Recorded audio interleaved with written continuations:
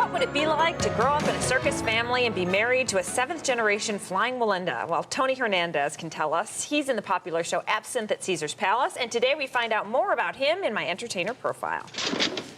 This is little Tony Hernandez. Back in the day, he was featured alongside his family on the popular kids show Captain Kangaroo. He was part of a teeterboard act. When we would train in our backyard, they had like a little playpen for me, and I would stand and watch them do this. So, what else would I have done with my life, And Tony had a blast doing it. Then, when he was 19 years old, he met his wife, a seventh-generation flying Wallenda, a legendary high-wire family. And when I started dating them, their parents were like, well, if you're going to date our daughter, you need to get on the high wire. And I thought about it, but I was like, you're not going to scare me away that fast. So I started training. He nailed it and became part of the seven-person pyramid act.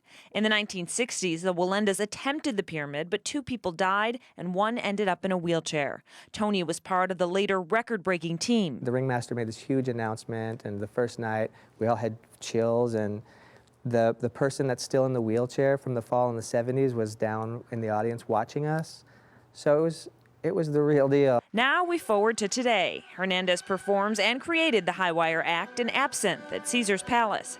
Originally, the producer didn't think it could be done because of the small space. Tony insisted it could, and voila. But they're that close that I feel like, you have a connection with the audience, and it's very unique. Tony told me he can see people cover their faces and hold up their cameras. So I wondered if it ever distracts him. And does he ever get scared of falling? Because the moment you start to have no fear is the moment when things happen, when you become complacent and anytime I've had close calls is when I started getting a little too cocky. Wife is currently a stay-at-home mom. They have an 8-month-old. She's his understudy, though, so when he's out sick or can't be there, she actually steps in, which is kind of cool. Wow. So interesting story, huh? Yeah.